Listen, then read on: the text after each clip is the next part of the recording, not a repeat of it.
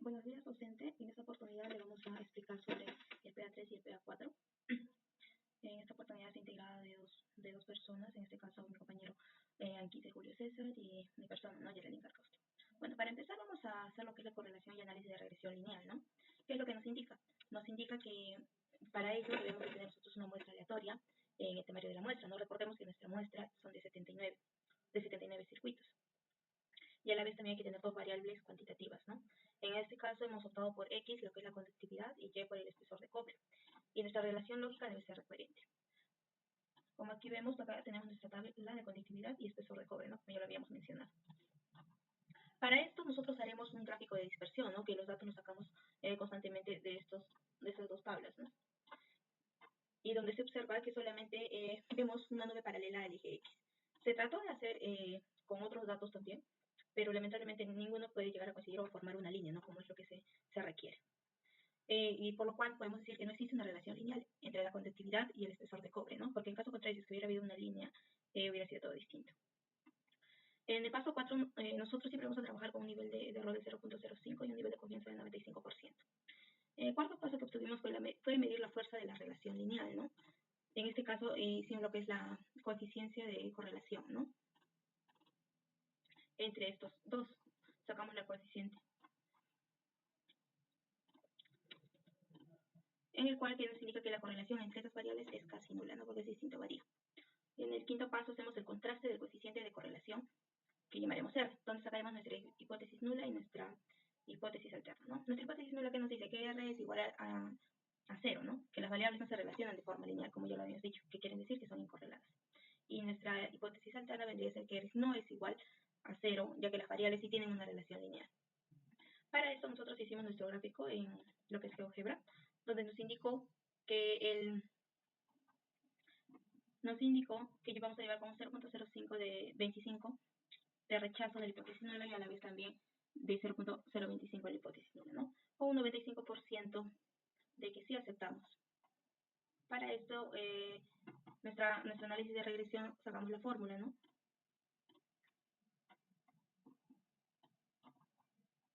Sacamos la fórmula donde dice n-2, en el cual nosotros trabajamos con 79 valores, pero dice que le restemos 2, en todo caso sería 77.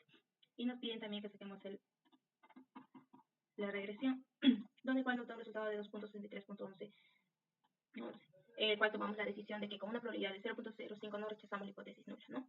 Y que con un 95% de confianza podemos llegar a concluir que las variables del espesor de cobre y conductividad son incorreladas, no se relacionan linealmente, como ya habíamos indicado, ¿no? Anteriormente. Y ahora le doy el pase a mi compañero César, ¿no? Que nos va a explicar sobre lo que es el ANOVA 1.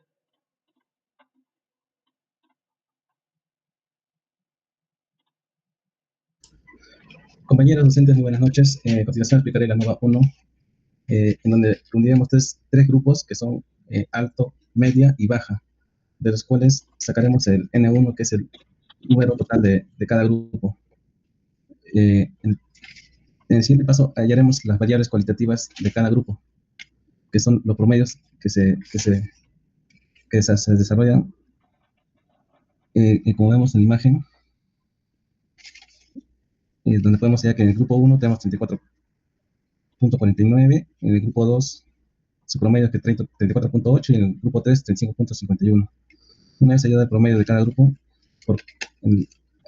sacaremos el promedio de todos los datos que es el promedio general, que es 34.77. Paso 5, hallaremos el entre, donde se halla el múltiplo tamaño del grupo X por la diferencia entre el promedio del grupo, menos el promedio general elevado al cuadrado, donde eso me va a permitir hallar la variancia entre grupo. Hallaremos entonces el tamaño del grupo por promedio del grupo menos el promedio general, pues es fijo. En el siguiente hallaremos la suma de cuadrados de los grupos, en los cuales tenemos como resultado 1,4831, 12,65 y 17,89, que es la suma de los productos.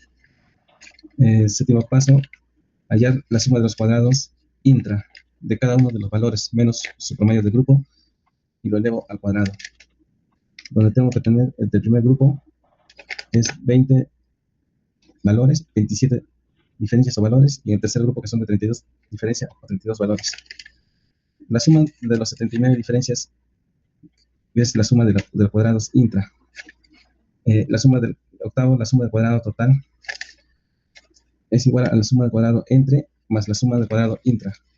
Y de ahí realizamos la tabla ANOVA un factor, en donde me va a permitir el cálculo del estadístico de prueba. En la tabla ANOVA 1 tenemos que hallar la fuente de variación, que es entre el grupo entre y entre el grupo intra, y la fuente de variación total. La suma de cuadrados entre y intra, hallando el total. En la segunda fila de cuadrado es los grados de libertad, que es el número de grupos en los que hemos dividido la muestra menos 1, como vemos en el cuadrado de la tabla de ANOVA de 1 factor. La media cuadrática, que es la suma de cuadrados entre sus grados menos sus grados de libertad. El 5, que es el F calculado o estadístico de prueba, que es la media cuadrática entre la media cuadrática intra. Y el 6, la F de la tabla, porque se necesita comparar la relación de complejidad. Tenemos la F, que es 0,95, 2 grados de libertad, 76, que es el otro grado de libertad. Siguiente, se podrá graficar en el GeoGebra, lo que podemos apreciar en la pantalla,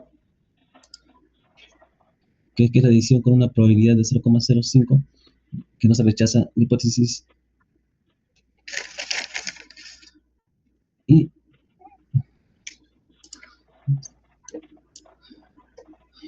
en conclusión, con un 95% de confianza que la muestra indica que no se cumple nuestra, por lo cual la evaluación de la calidad del circuito no genera un efecto en el espesor de cobre. A continuación, mi compañera va a seguir explicando la ANOVA 2 factor.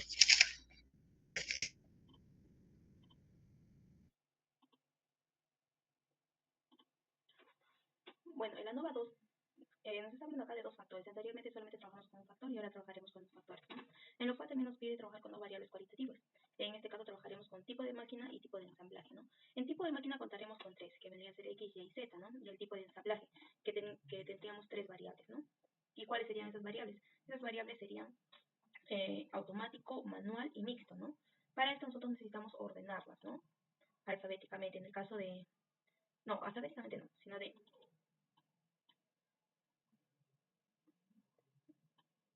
tanto en X, Y y Z, ¿no? Lo ordenamos alfabéticamente. Y nuestra variable cuantitativa vendría siendo que es el espesor de cobre, ¿no? Como ya lo habíamos hecho anteriormente también. Para esto nosotros tenemos una hipótesis de investigación, ¿no? En la cual nos indica, bueno, tendremos dos hipótesis de investigación, la cual nos indica que la reacción genera un efecto en el espesor de cobre, ¿no? En este caso vendría a ser el tipo de máquina. ¿Qué tipo de máquinas genera un efecto en el espesor de cobre? Tenemos nuestra hipótesis nula, que vendría a ser micro, que vendría a hacer la hipótesis, los tres tipos de máquina, ¿no? Y la hipótesis alterna, que tendremos al menos una unidad que es diferente, ¿no? Y a la vez también nuestra hipótesis de investigación, que nos indica que el tipo de máquina genera un efecto en el espesor de cobre, ¿no? Una nos indica que no genera y la otra que sí, ¿no? Y nuestra hipótesis nula vendría a ser que también igualmente tenemos nuestros tres tipos de ensamblaje. Y nuestra hipótesis alterna vendría a ser que el menor micro es diferente, ¿no? ¿Y qué es lo que vamos a realizar a continuación? Ya que después de haberlo ordenado alfabéticamente, vamos a pasar a realizar un cuadrito, ¿no? En el cual determinaremos las variables, que vienen a ser tipo de máquina, como ya lo habíamos dicho, que es X, Y, Z, y nuestro contra automático, manual y mixto, que son las otras variables, ¿no? Como el tipo de ensamblaje. Y así procedemos a contar cuánto es el promedio de la máquina X, que son automáticas, ¿no? Y así sucesivamente con la máquina Y y con la máquina Z, ¿no? El promedio. Hallamos primero lo que es el promedio y después vamos a hacer una recta de lo que vendría a ser el total, o sea, la suma del tipo de máquina que está entre del tipo de ensamblaje, perdón, que está entre las máquinas X, Y, Z. Nos hacemos la suma y luego lo vamos a lo vamos a elevar al cuadrado, ¿no? Multiplicarlo por 2. Y así sucesivamente hacemos con la máquina Y, con la máquina Z, ¿no? Y también con el tipo de ensamblaje. Sumamos todo el tipo que vendría a ser manual. ¿Cuántos circuitos, cuántas máquinas son manuales, ¿no? Tenemos entre X y Z. Y a la vez también entre mixto. ¿Y qué es lo que nos pide acá también? Que X máquina, saquemos un promedio. El promedio de la máquina X, que son automáticos, manuales y mixtos. Igualmente en Y. ¿Cuál es el promedio que tenemos entre las máquinas Y, que son automáticos, manuales y mixtos, igual en Z, ¿no? Y a la vez también vamos a hacer también un promedio, ¿no? Un promedio, pero ya no de todo el valor de las máquinas, ¿no? Sino del tipo de ensamblaje que son, ¿no? Que nos vendría a dar un total de 35.2. Y después también pasamos a lo que es restar, ¿no? El tipo de máquina, el promedio de la máquina con la suma del tipo, ¿no? Con la resta, perdón, y elevado al cuadrado. Y así nos va a dar una suma de cuadrados total, ¿no? Esa suma de cuadrados total, ¿cuál es? De estos tres, del automático, manual y mixto, ¿no? Y para esto sacaremos lo siguiente. La suma de cuadrados de la máquina, que es 7.10, entre estas tres, luego pasamos a multiplicarlas, ¿no? Son tres tipos de máquinas. La suma de cuadrados tipo, también la suma de cuadrados entre y la suma de cuadrados total, ¿no? Que tenemos acá. Por consiguiente, vendremos a hacer lo que es en nuestra tabla, ¿no? Donde hallaremos los siguientes valores. Nuestra fuente de variación entre máquinas, la sumatoria de la suma de cuadrados, las grados de libertad, las medias cuadráticas y las fuentes de cuadrados, ¿no? Con las fuentes totales. En este caso tenemos lo que es la máquina, tipo de máquina.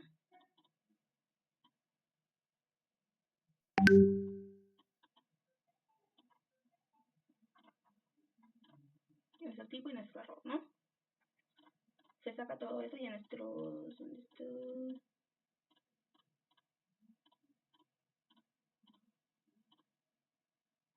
donde al hallar todos estos resultados, también haremos nuestro gráfico en GeoGebra, donde pondremos lo que es la distribución F, ¿no? Donde vamos a indicar que tenemos un 0.95% de confianza, en el cual nos cuenta un 3.12, ¿no?